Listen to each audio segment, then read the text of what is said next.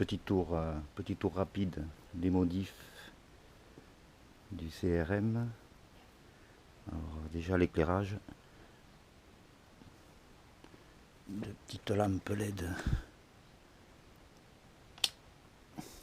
pour y voir quand on bouge la nuit. Voilà.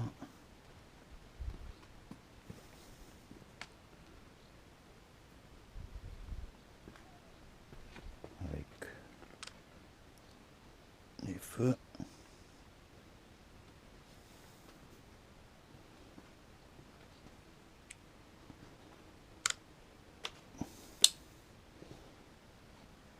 Après,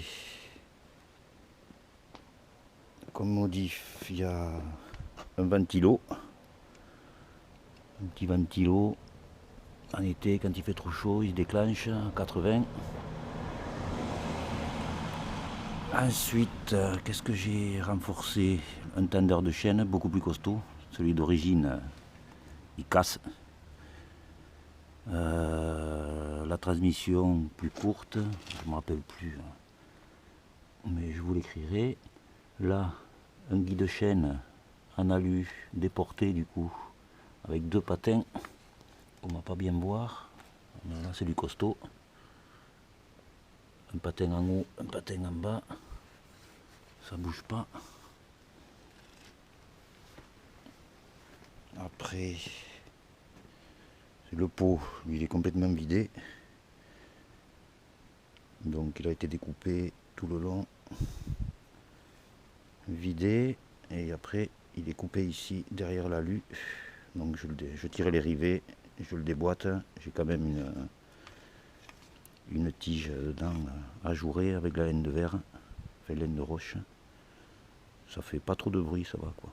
Après le détente, c'est un Rhino, très bien pour l'enduro. Ça monte pas trop dans les... On va pas en zone rouge, hein. Il s'arrête vers 10 005. Par contre, on gagne beaucoup à bas régime. Un moteur beaucoup plus progressif, beaucoup plus souple, mais qui envoie quand même, quoi. Après, important, c'est la fourche. Donc la fourche, il y a des petites cales, je crois 13 mm, moi j'ai mis, pour comprimer un peu les ressorts dedans. Et surtout des valves pour ajouter un tout petit peu d'air.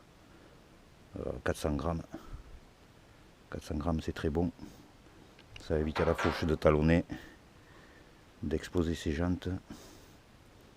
Voilà, sinon je suis un peu cross.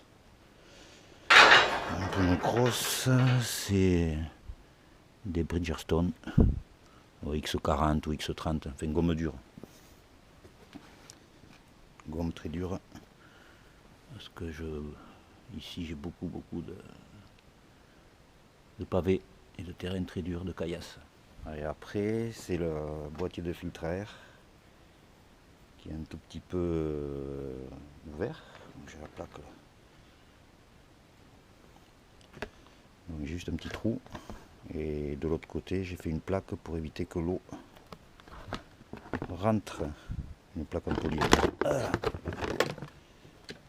Une plaque en polyester. Vous allez voir. Voilà.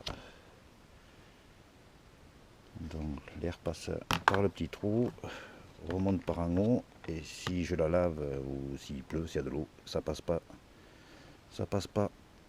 dans la mousse.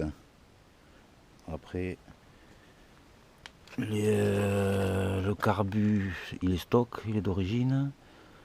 Il y a juste le gicleur principal qui est un 148, si je me souviens bien, à peine un petit peu plus gros. Et comme je roule un peu en altitude de toute façon, ça sert à rien de monter plus gros. Ça s'engorge pour rien. Les clapets, soit je garde ceux d'origine, soit il y a ceux qui sont d'une 125 CR assez ancienne. C'est kiff kiff. Et j'ai déjà essayé les clapets carbone, les Boystein, au moins 3 ou 4 sortes de clapets. Franchement, il faut garder ceux d'origine. Claquez pas du pognon pour rien. Ça sert à rien. Sinon, bah écoutez, les stocks, les segments à changer quand il faut, hein.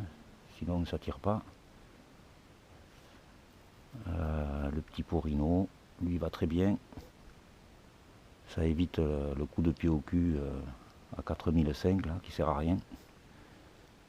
Et là vous pouvez reprendre à 3000, 4000, le moteur il envoie. Et c'est le top. Allez.